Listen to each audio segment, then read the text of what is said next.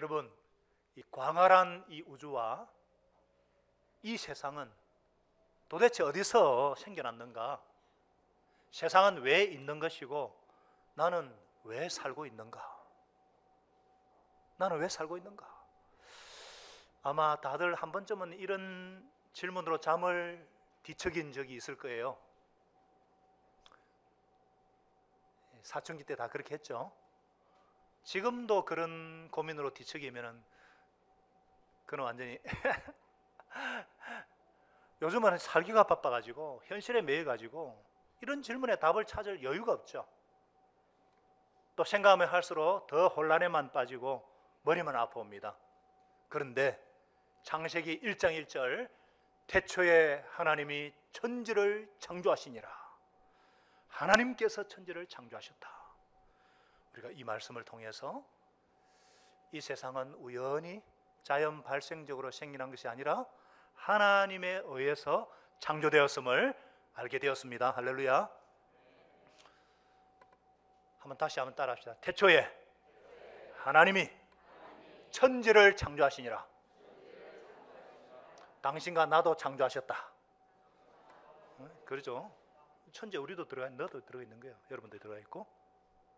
크신 하나님이 우리 아버지십니다. 창조 주님이세요. 창조주가 없이, 아버지가 없이 태어난 자식이 있습니까? 창조주가 없이 창조된 피조물 없거든요. 근데 그 크신 하나님이 우리 아버지시라는 거예요. 여러분, 창조라는 단어는 하나님만이 쓰는 단어예요. 전혀 없는 데서 창조하다, 이게는 계획이 있고 목적이 들어 있습니다. 이 단어 자체에. 그러니까 하나님께서 천지 만물을 지으실 때에 어떤 완벽한 계획 아래에서 특별한 목적을 가지고 창조하셨다는 거예요. 오늘날 많은 사람들이 이 책임감 있는 삶을 살지 못하는 이유가 그저 우연히 생겨나서 우연히 왔다가 우연히 간다고 생각하기 때문에, 가긴 어디를 가요? 하나님께로부터 왔다가 하나님께로 돌아가는 게 인생인데. 아멘이시죠? 네.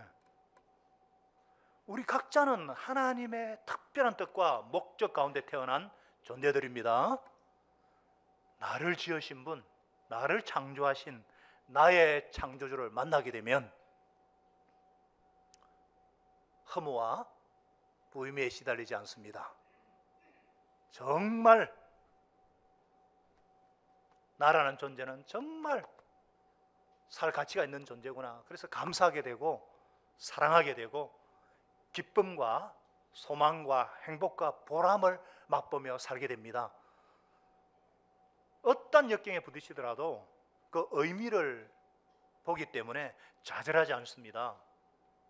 이것이 창조주 하나님을 나의 하나님으로 만난 사람들의 공통적인 고백이에요. 자, 우리가 왜 그런가? 우리 오늘 본문을 한번 살펴보도록 하겠습니다.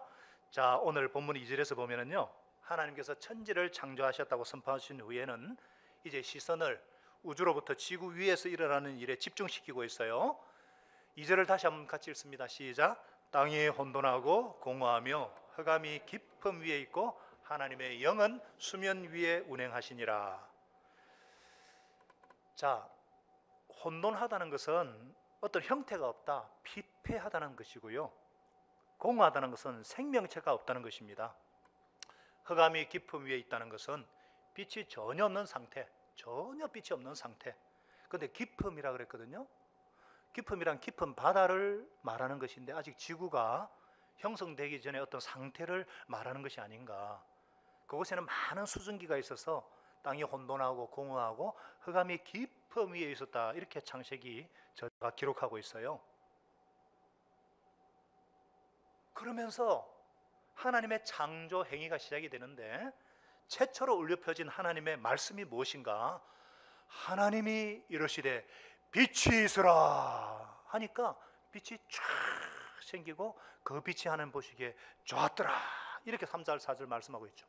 그리고 하나님이 이 빛을 낮이라 칭하시고 어둠을 밤이라 부르시니 저녁이 되고 아침이 되니는 첫째 날이니라. 이게 무슨 뜻일까? 자, 먼저 자, 하나님께서 아무것도 없는 상태에서 무엇으로 말씀으로 무엇으로 가는데 질문해야 되는데 무엇으로 창조하셨다고요? 말씀으로 답을 했죠. 예? 말씀으로. 다시 따라하겠습니다. 말씀으로. 우리 하나님은 아무것도 없는 데서 말씀으로 천지 만물을 창조하셨다는 거예요. 여러분 창세기 1장을 다 읽어보신 분이 계시겠지만 1장에 보면요, 하나님이 이르시되 이게 11번 나와요. 11번. 그리고 그대로 되니라 이게 6번 나와요. 그리고 난 뒤에 보시기에 좋았더라 7번 나와요.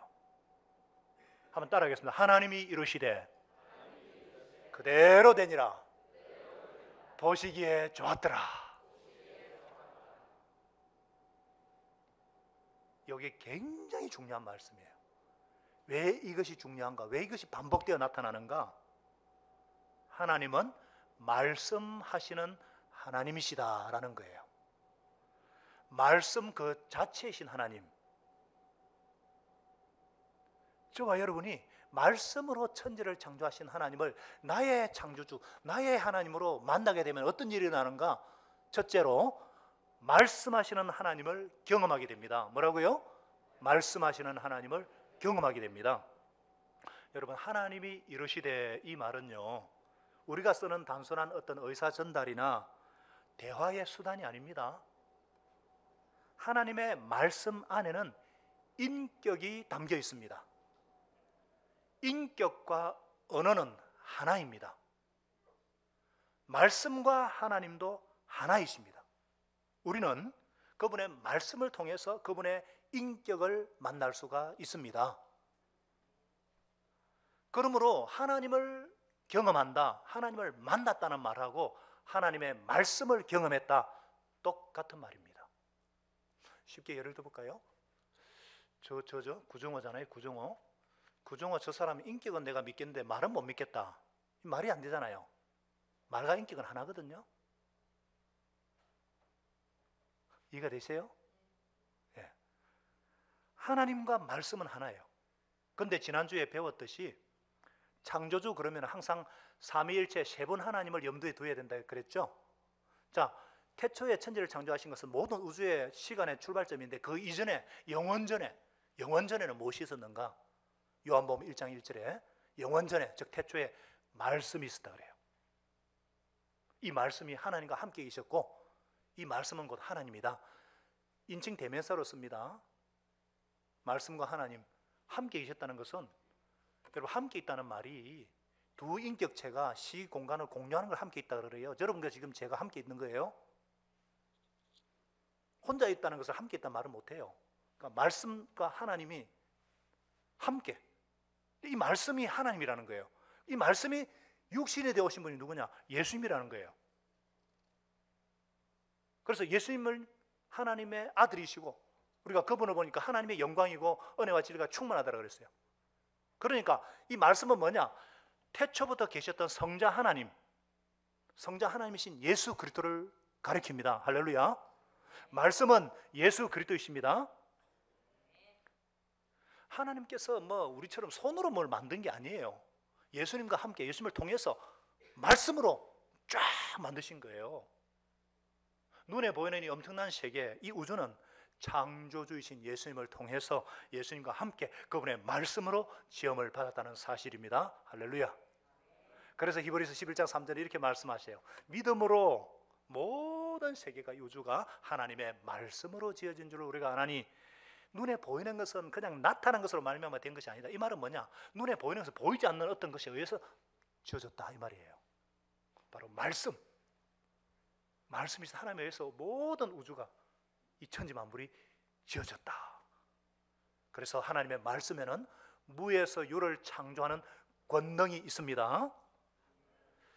이 인간의 세계에는 이 말과 행동이 일치된다, 이렇게 언행 일치된다 말하지만요, 하나님의 세계는 언행을 나누어서 생각하지 않습니다. 하나님의 말씀이 곧 성취고 하나님의 말씀이 곧 실현입니다. 말씀이 떨어지기가 무섭게 쫙. 그래서 시편 33편 6절에 뭐라 그러냐? 여호와의 말씀으로 하늘이 지음받았고 그 만상이 그의 기운으로 이루었도다. 그가 말씀하심에 이루어졌으며 명령하심에 견고히 섰도다. 할렐루야. 하나님이 빛이시라 하니까 깊은 흑암 중에 찬란한 빛이 쫙 생겼어요. 이 빛은요, 눈에 보이는 그런 광선이 아닙니다. 지구상에 발견된 빛 종류만 2만 종류가 넘어요. 제 지금 눈빛이 지금 여러분들에게 보입니까? 눈빛. 이건 다 발광체예요. 전기 통해서. 이 빛은 뭐냐면은 모든 생명체의 근원이 되는 에너지, 우주의 질서를 유지하고 생명을 창조하는 빛입니다. 가장 먼저 빛을 만드신 하나님은 어떤 분이시냐? 요한 1서 1장 5절에 하나님은 빛이시다. 거기는 어둠이 조금도 없다 그랬어요. 하나님이 빛이십니다. 하나님 자신이 빛이시고 에너지시고 생명의 근원이세요. 이 빛은 어둠을 물리칩니다. 이 빛은 방향과 길을 제시합니다. 빛은 따스함을 줍니다. 빛은 희망을 줍니다. 빛은 아름다움을 줍니다. 모든 식물이 이 빛이 있어야 생명을 유지할 수 있듯이 숨쉬는 동물이나 인간도 빛이 없이는 생명을 유지할 수가 없습니다. 우리의 영적인 생명도 빛 대신 하나님이 계실 때만 존재하고 유지될 수가 있습니다. 저와 여러분이 지금 이 숨쉬고 예배 드릴 수 있는 자체가 빛 대신 하나님 때문인 줄 믿으시기 바랍니다. 하나님 말씀이 쫙 선포되니까 흑암이 물러가고 빛이 막 임했어요. 혼돈이 사라지고 질서가 잡혔어요. 첫째 날부터 예수님의 날까지 하나님의 말씀이 임하니까 질서 있는 세상이 되었습니다. 공허하던 이 땅에 온갖 생명으로 가득 찼어요.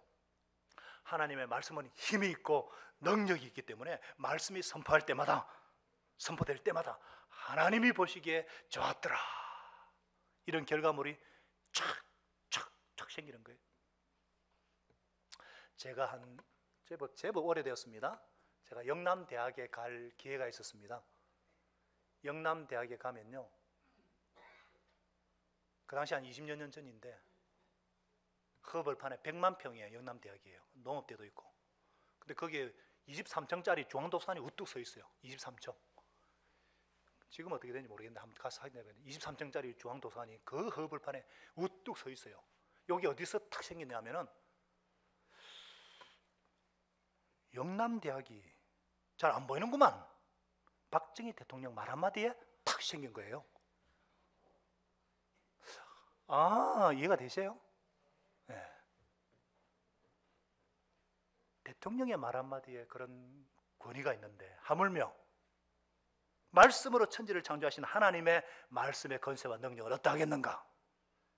그래서 우리 사도행전에 말씀이 선포되니까 안전병이가 일어나고, 말씀이 선포되니까 옥문이 터지고, 말씀이 선포되니까 죽은 자가 살아나는 역사가 일어나는 줄 믿으시기 바랍니다.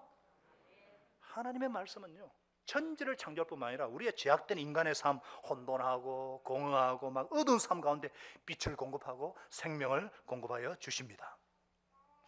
태초에 말씀으로 천지를 창조하신 하나님은 말씀이신 그리스도 예수님을 우리에게 보내주셔서 우리에게 놀라운 구원을 선물로 주셨습니다.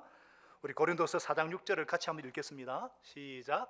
어두운데 빛이 비치라 말씀하시던 그 하나님께서 예수 그리스도의 얼굴에 있는 하나님의 영광이라는 빛을 우리 마음에 비추셨느니라. 아멘. 예수님의 생명의 빛이 비치면은 내 마음속에 있던 모든 어둠의 권세가 물러가고 밝은 빛으로 생명에게 충만한 인생으로 가득하게 하십니다. 예수님의 말씀이 내 안에 들어오면 그것이요, 우리의 사상이 되고 우리의 가치관이 되고 우리의 성품이 됩니다. 예수님께서 요한복음 6장 63절에 이런 말씀하셨어요. 요한복음 6장 63절에 내가 너희에게 이런 말이 영이요 생명이다. 이 말씀처럼 주님의 말씀을 내가 받을 때, 말씀을 영접할 때 예수님의 생명이 내 안에 들어오셔서 예수 생명이 내 생명, 예수 권세가 내 권세, 예수 성리가 내 성리가 되는 거예요. 여러분, 이 말이란 게 얼마나 중요한지 몰라요. 특히 하나님의 말씀, 우리가 다른 사람에게 복음을 전할 때에 말씀이신 그리스도를 우리의 언어를 통해 전달하는 거예요. 그렇기 때문에 우리가 하나님의 말씀을 공부하고 이 말을 훈련하는 거 굉장히 중요합니다. 공감 소통 대화를 하고 쌍방 대화를 하고 칭찬을 하고, 이 말씀이 생명이에요. 그래서 우리의 언어도 살리는 언어, 생명 언어가 되어야 됩니다. 그래서 하늘 복 많이 받으세요. 그대로 되니라 보시기에 좋았더라. 진짜 복 있는 인생이 된다는 건요. 한번 따라하게, 옆에 사람 한 번 더 축복합시다. 하늘 복 많이 받으세요. 그대로 되니라 보시기에 좋았더라.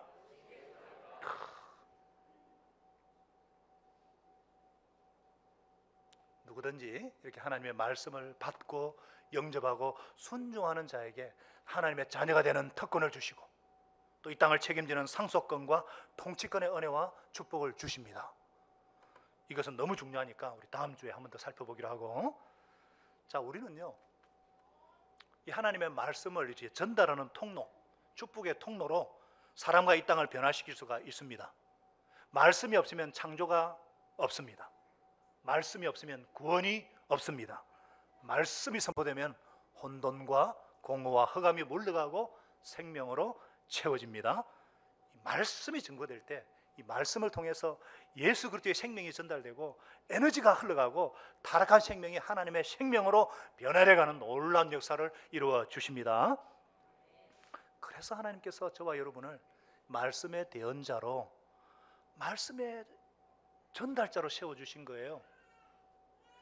목자의 역할, 성경 교사의 역할이 뭐냐? 말씀의 대언자, 하나님의 말씀을 열어 전하는 자예요. 그래서 시편 119편 130절은 이렇게 말씀합니다. 한 번 더 같이 읽어볼까요? 시작. 주의 말씀을 열어 빛이 비치어 우둔한 사람들을 깨닫게 하나이다. 아멘. 사랑하는 여러분, 하나님의 말씀이 6일 동안 매일 선포되었고, 말씀이 선포될 때마다 놀라운 창조 역사가 나타났습니다. 마찬가지로 우리도 이 하나님의 말씀을 공부하고 창세기 말씀을 위해서 기도하고 또 소감을 쓰고 부지런히 나누고 우리 VIP들에게도 가르칠 수 있기를 바랍니다. 그래서 전능하신 나의 하나님이 우리를 통해서 우리와 함께 써나가는 구속 역사의 주역들이 다 되시기를 예수님 이름으로 축복합니다. 자, 나의 창조주를 만나면 말씀하시는 하나님을 경험하게 될 뿐만 아니라 또 어떤 일이 나는가? 보시기에 좋았던 인생, 보기에 좋은 인생이 됩니다. 뭐라고요?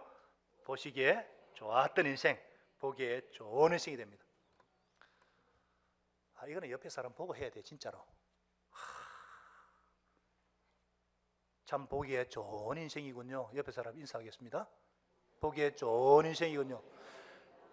내가 보기에가 아니고 하나님 보시기에, 하나님 보시기에 정말 좋았던 인생, 좋은 인생입니다. 왜 그런가 한번 볼까요? 한번 보십시다. 성경을 보십시다. 보세요. 자, 하나님의 말씀이 이렇게 선포가 되니까 태양계를 형성하면서 지구가 점점 응고가 되고 태양 주위를 이제 공전을 시작하고 지구 자체가 또 자전축을 중심으로 이렇게 자전하기 시작하는 단계를 지금 그리고 있거든요. 이게 하나님이 첫째 날 하신 일이에요. 그리고 하루가 지났어요. 하루라 그러니까 우리가 생각하는 24시로 생각하는 분이 있는데, 어떤 분은 뭐 첫째 날, 둘째 날 뭐 하루다 그러니까 하나님이 6일 만에 천지를 창조하셨다. 뭐 그것도 좋습니다. 좋은 믿음입니다. 굉장한 믿음이에요. 아니, 전능하신 하나님이, 능력이 크신 하나님이 뭐 엿새 만에 모든 것 못 하시겠어요? 못 하시겠어요? 그러나 나중에 2장을 보면은요, 여섯째 날 하나님이 남자와 여자를 만드셨는데 2장은 좀 더 자세하게 기록한 거거든요. 그 2장에 보면 하나님이 흙으로 남자 아담을 지으시고 또 아담에게 짐승을 이끌어 오심으로 이름을 짓게 하셔요. 여러분, 이름을 짓는 거는 분류하는 거 굉장한 정신노동입니다. 그 많은 짐승들이 이름을 분류하는데, 그리고 아담이 짝을 없는 것을 보시고 막 잠들게 해가 하와를 만드시거든요. 이런 일들을 하루 만에 했다. 그게 너무 바빠요.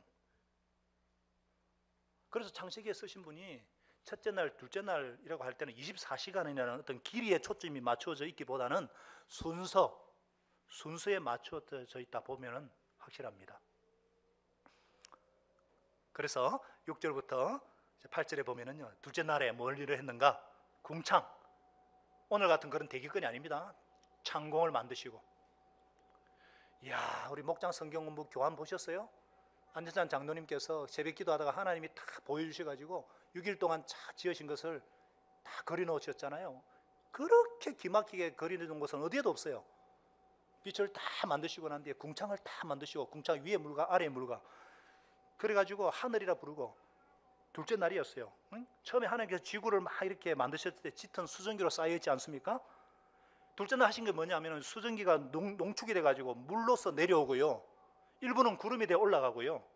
이게 그래서 궁창이 만들어진 거예요. 완벽한 온실효과, 오늘날 같은 거로 될 건 아닙니다. 가시광선과 모든 것을 차단할 수 있는, 그래서 에덴 동산에서 900살까지 살 수 있었던 거예요. 노홍수 때 모든 게 터져버립니다만은. 자, 9절에서 10절에 보면은 하나님께서 이르시되 천하의 물이 한 곳으로 모이고 묻이 드러나라 그랬어요. 그대로 됩니다. 묻을 땅이라 부르고 모인 물을 바다라 부르셨는데 하나님 보시기 좋았더라 그랬어요. 셋째 날 이루어진 게 뭐냐? 지각 변동이 생겨가지고 지구의 어떤 부분은 가라앉아서 물이 거기 고이고 어떤 부분은 돌출되면서 산이 생기고 평야가 생깁니다. 자, 이렇게 사흘 동안에 하나님께서 하신 일이 무엇인가? 2절에 나오는 혼돈을 제거하는 것입니다. 구별을 딱 하시고 질서를 불어넣는 거예요. 빛과 어둠을 구분하고 물과 궁창을 구분하고 땅과 바다를 구분하는 거예요. 그러면서 살기 좋은 곳으로 환경을 만드시는 거예요. 그 다음에 공허하다고 했는데 넷째 날부터 여섯째 날까지는 빈 곳을 막 생명으로 채우는 거예요. 풀과 씨 맺는 채소와 열매 맺는 나무와 궁창에는 새, 물르려는 물고기, 땅에는 짐승, 사람을 딱딱 채움으로 공허를 생명으로 채우셨습니다. 여러분, 하나님께서는 첫 사흘을 혼돈을 제거하시고 질서를 주셔서 살기 좋은 곳으로 만들어가고 계십니다. 이 혼돈을 제거하고 질서를 주시는 것은 하나님의 본성과 성품과 관계가 있습니다. 언제든지 하나님께서 계신 곳에는 혼돈이 물러가고 질서가 생깁니다. 하나님은 질서의 하나님이시기 때문입니다. 성경 중에서 성경이 66권이 있는데 그 성경에 1180장으로 이루어져 있는데요. 하여튼 성경 중에서 가장 긴 장이 있는 성경이 시편 119편이에요. 119편은 176절로 이루어져 있어요. 이 시편을 119편을 읽어보면요, 너무나 참 은혜로 말씀드리는데 처음부터 끝까지 주제가 뭐냐? 하나님의 명령과 계명을 찬양하는 겁니다. 이게 우리한테 익숙하지가 않아요. 왜냐하면 우리는 하나님의 명령, 계명 그러면 굉장히 구속이나 짐으로 느끼거든요. 그러나 이 시편 119편을 쓴 다윗은 하나님의 계명과 하나님의 명령은 절대로 구속이 아니라 우리 삶 가운데 혼돈을 제거하고 질서를 주고 우리를 자유롭게 한다는 것을 알기 때문에 이 계명을 찬양을 하고 있는 거예요. 하나님의 말씀을 찬양하고 있는 거예요. 우리가 어떤 법이라고 할 때에 악법이 아닌 이상 이 법은요, 우리에게 자유를 줍니다. 교통법규 같은 게 그거잖아요.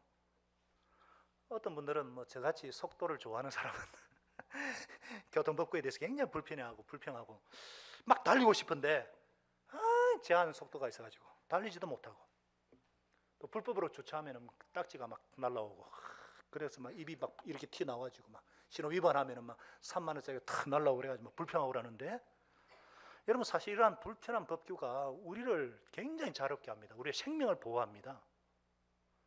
신호등이 한번 고장 땄다고 생각해 보세요. 막 교차로가 난리가 납니다. 막 서로 막 눈치 보고 끼어들려고 막 빵빵거리고 막, 얼마나 신호등이 필요해요? 편한 대로 하면 큰 사고가 나죠. 교통법규가 있으니까 차가 쑥쑥 빠지는 거예요. 이처럼 하나님께서 혼돈을 없애시고 질서를 주시는 분이십니다. 하나님의 말씀은 우리를 구속하는 것이 아니라 우리를 자유롭게 하고 우리 삶 가운데 혼돈을 물리치고 질서를 주셔서 우리를 하여금 자유를 누리게 하십니다. 이것이 하나님의 성품이에요. 그래서 우리 삶 가운데서도요, 하나님이 들어와서 일하시기 시작하시면 혼돈이 물러가고 그곳에 질서가 생기고 그곳에 자유함이 넘칩니다. 오늘 창세기가 그것을 말씀하고 있어요. 하나님 질서를 잡아주시고, 또 하나님은 공허를 생명으로 채워주시는 거예요. 11절과 14절과 20절과 24절에 보면은요, 곳곳이 하나님께서 다 채우시. 한번 따라하겠습니다. 하나님은 채우시는 분이시다. 공허한 곳을 채우시는 분, 결핍된 곳을 채우시는 분, 모자라는 곳을 채우시는 분이십니다. 물이 항상 높은 데서 낮은 데로 흘러가지고 빈 구멍이 있으면 그것을 먼저 채우잖아요. 하나님은 채우시는 분이라서 그렇습니다. 이게 하나님의 성품이에요. 그래서 예수님께서도 유명한 산상수훈의 마태복음 5장 3절에 심령이 가난한 자, 마음이 가난한 자는 복이 있다 그랬습니다. 왜? 결핍을 느끼는 사람은 하나님께서 채워주시기 때문에 하늘나라가, 천국이 그들의 것이기 때문입니다. 고린도후서 12장 9절에 보면요, 12장에 제가 올해 초 연초에 설교를 했습니다마는 하나님께서 바울의 그 연약함, 육체 가시를 막 바울이 제거해달라고 3번이나 기도했는데도 하나님이 들어주시지 않으세요. 오히려 내 능력은 약한 데서 완전하게 되느니라 하시면서, 왜냐하면 약한 것을 하나님께서 채워주시기 때문에 강하게 된다는 그 말씀이에요. 그래서 바울이 나중에 내 약함을 자랑한다 그랬잖아요. 하나님의 능력이 머물기 때문에. 사랑하는 여러분, 하나님은 혼돈을 제거하시고 질서를 주시는 하나님이시고 또한 공허한 곳을 채우시는 하나님이신 줄 믿으시기 바랍니다. 결핍이 있는 곳, 부족한 곳, 모자란 곳, 비어있는 곳을 채우시는 하나님, 이런 분을 우리가 아버지로 모시고 있다는 것이 얼마나 큰 축복인지, 얼마나 큰 축복인지.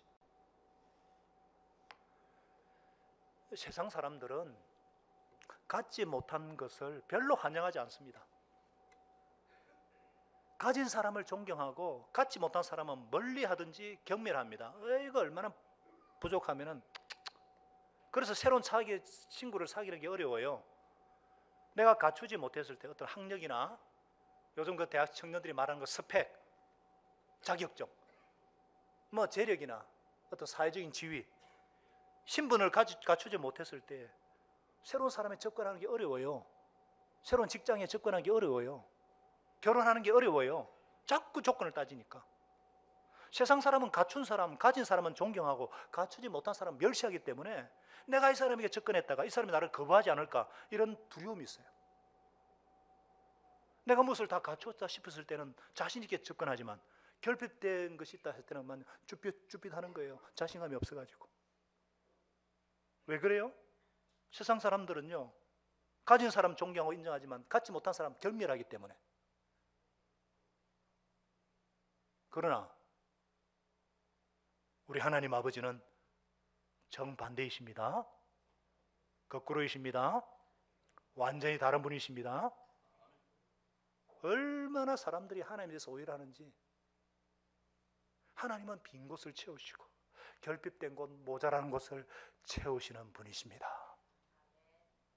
그래서 우리가 물질적인 결핍을 느낄 때에 필요가 있어서 하나님께 나아가서 기도하면 하나님은 기뻐하세요. 왜냐하면 하나님은 채우시기를 기뻐하시는 분이시기 때문에, 이것이 본성이기 때문에 채워주시면 하나님이 신이 나가지고 신이 나서 더 채워주시고, 그러니까 이 하나님 성품을 믿으시고 담대하게 하나님께 나가시고 아뢰시기 바랍니다. 기도하시기 바랍니다. 그래서 여러분, 내가 갖추지 못했기 때문에 하나님께 나가지 못한다, 이런 소리는 절대로 하지 마시기 바랍니다. 있는 모습 그대로 나가시기 바랍니다. 부족한 모습 그대로 나가시기 바랍니다. 모자라기 때문에 나가시기 바랍니다. 채우시는 하나님이시고 채워주기를 원하시는 하나님이시기 때문에 그렇습니다. 이런 하나님이 나의 창조주시고 아버지심을 알기 때문에 담대하게 나올 수 있는 거예요. 지혜가 부족할 때에 하나님께 나오면 지혜로 채워주기 때문에 나는 지혜가 없지만은 지혜로운 삶을 살 수가 있는 것입니다. 능력이 부족할 때 하나님께 나오면 하나님의 능력으로 채워주시기 때문에 나는 능력이 없지만 능력 있는 삶을 살게 하시는 것입니다. 그래서 고린도서 12장 9절에 다시 한번 그리스도의 능력이 내게 머물게 하려 하여 무엇을 자랑한다? 내 약함을 자랑합니다. 우리가 이런 창조주 하나님을 알게 되면은, 크신 하나님을 알게 되면은 내 자랑은 아무것도 아니에요. 오히려 내 약함을 자랑하게 되고, 내가 없지만 있는 것처럼 살 수 있고, 약한 거민이 강하게 될 수 있기 때문에, 없다고 생각한 거민이 풍성할 수 있기 때문에, 그래서 우리가 이 창조주 하나님을 만날 때 얼마나 정말 하나님이 기뻐하는 삶을 살 수 있는지 몰라요. 우리 목자 목녀님들의 삶을 보면요, 사랑이 풍성하죠? 사랑이 많죠? 아니, 그래요 안 그래요? 우리 목자 목녀님들 사랑이 없어요? 많잖아요. 근데 그렇게 보여서 그렇지 본래부터 사랑 많은 분들 아닙니다. 오해하지 마세요. 없어요. 인간에게 원래 사랑이 없습니다. 하나님의 사랑을 받았어. 하나님의 사랑, 본성이 사랑이 많은 게 하나님께 매달리니까, 사랑이신 하나님을 자꾸 묵상하고 하나님께 자꾸 매달리니까 하나님이 주셔가지고 사랑이 많은 삶을 살게 되는 것입니다. 지혜가 없지만은 하나님께 자꾸 매달리고 하나님의 지혜를 구하니까 하나님 지혜를 주셔가지고 지혜로운 삶을 살게 하시는 것입니다. 그래서 여러분들도 약함을 자랑하시기 바랍니다. 채우시는 하나님의 능력이 우리 삶에 역사하기 때문에 그 하나님을 모시고 살아가는 저와 여러분 될 수 있기를 바랍니다. 저는요, 많은 분들이 아시겠지만 일찍 아버지도 돌아가셨고, 또 가까운 친척들이 우리 가정을 많이 힘들게 했기 때문에 사람에 대해서 참 불신을 했고, 또 다소 비관적이었고, 왜 사나? 인생이 무엇인가? 이런 질문을 저 자신에게 많이 던졌던 것 같아요. 그래서 인생의 혼돈을 해결해 보고자 참 책을 많이 읽었습니다. 중1 때부터 앙드레 지드의 좁은 문, 까미의 패스트, 내용은 뭔지도 모르고 하여튼 도스토옙스키의 죄와 벌, 까라마조프의 형제들, 부활, 스탕달의 적과흑, 하여튼 많이 읽었습니다. 근데 책을 읽으면 읽을수록 혼돈이 없어지는 것이 아니라 혼돈이 가중되었습니다. 그러다 제가 예수님을 영접하고 성령을 체험하자 죽었던 저의 영혼이 소생하고 영적인 눈이 뜨이기 시작했습니다. 하나님이 제 삶 가운데 들어오셨습니다. 하나님이 제 인생에 개입하시기 시작하자 그 다음부터 혼돈이 물러가고 질서가 잡히기 시작했습니다. 태초에 천지를 창조하신 전능하신 하나님이 나의 창조주시고 나를 사랑하셔서 독생자까지 아끼지 않고 내어주신 그 사랑의 아버지심을 알게 되었습니다. 하나님을 나의 창조주로, 나의 아버지로 만나게 되었을 때 제 삶에는 말할 수 없는 행복이 밀려왔습니다. 왜 살아야 되는지도 알게 되었고, 어떻게 살아야 되는지도 알게 되었고, 이런 것이 분명해지니까 삶의 걸음걸이가 자신이 있어가지고 정신적으로도 건강해지고 모든 면에서 건강해졌습니다. 옛날에는 지옥 가는 것이 무서워서 그렇지 지옥이고 천국이고 아무것도 없었으면 좋겠다, 그런 생각을 많이 했어요. 그런데 이제는 사는 게 재밌습니다. 행복하다는 말을 수시로 합니다. 사는 게 재밌습니다. 행복합니다. 이제는 고난과 역경이 닥쳐도 의미를 보기 때문에 절망하지 않습니다. 하나님이 제 속에 들어오셨을 때 질서를 주시고 혼돈을 물리쳐 주시기 때문입니다. 하나님께서 제 삶을 말씀과 예수 생명과 예수 이름으로 가득 채워주셨기 때문입니다. 영생을 선물로 주셔서 이제는 죽음을 두려워하지 않고 어느 면에서는 죽음을 고대하며 살게 하십니다. 죽음으로 인생이 끝이 아니라 죽음이라는 인생의 관문을 지날 때 우리를 기다려주는 분이 계시고 가야 할 곳이 있다는 게 얼마나 큰 축복인지, 언젠가 주님 앞에 서서 보고할 삶을, 어떤 삶을 살았다 보고할 날이 있다는 것을 알기 때문에 이 세상에서의 삶도 더욱 충실하게 살고자 애를 씁니다. 하나님 보시기에 좋았더라. 하나님 보시기에 좋았더라. 창조주 하나님 안에서 행복이 있고 보람이 있고 가치가 있음을 고백합니다. 여러분 중에 여러분 중에 혼돈이 느껴지고 뭔가 공하다고 느끼면서 이 자리에 앉아 계신 분 계십니까? 나도 모르게 왜 사는지 모르겠다, 이런 말을 내뱉는 분 계십니까? 산다는 게 뭐냐? 자기도 모르게 던지는 분 계십니까? 여러분들 삶에 혼돈을 물리쳐 주실 분은 하나님이십니다. 하나님을 삶의 주인으로 모시면 혼돈이 물러갑니다. 질서가 생깁니다. 공하신 분 계십니까? 무엇을 해도 나는 뭔가 어둠에서 방황하는 분 계십니까? 이 문제를 놓고 어떻게 해야 될지, 이 사람이 이러면 그러고 저 사람이 저러면 그러고 뭔가 혼돈되는 분이 계십니까? 창조주 하나님을 내 삶의 주인으로 모셔드리시기 바랍니다. 하나님만이 삶의 혼돈을 물으실 수가 있습니다. 예수님을 내 삶의 주인으로 영접했는데도 이런 삶의 혼돈과 공허를 느끼시는 분이 계십니까? 갑자기 인생에 뭔가 해가 오고 왜 살아야 하는지, 어떻게 해야 살아야 되는지, 그런 분이 계시면 한번 가만히 한번 생각해 보시기 바랍니다. 정직하게 한번 생각해 보시기 바랍니다. 하나님과 멀어져 버리지는 않았는지. 하나님이 임재가 없는 곳에는 혼돈이 있기 마련입니다. 공허가 있기 마련입니다. 내 혼돈이, 내 공허가 하나님과 멀어져서 그런 것이라고 깨달아지신다면 하나님께로 다시 돌아오시기 바랍니다. 내가 느낀 혼돈이 예수님을 주님으로 모시며 산다고 말은 하면서도 내 하고 싶은 대로, 내 뜻대로, 내 감정대로 살다 보니까 하나님이 없어서 혼돈한 삶이라고 깨달아지신다면 오늘 헌신 시간에 앞으로 나오셔서 예수님을 다시 주님으로 모셔드리시길 바랍니다. 혼돈 가운데 있던 우주에 질서를 잡아주신 하나님께서 우리의 삶 가운데서도 역사하셔서 혼돈을 물리치시고 질서를 주시고 자유를 주십니다. 생명과 빛으로 충만케 하실 줄로 믿습니다. 기도하십시다. 오늘 말씀을 우리 생각하면서 한번 기도할까요?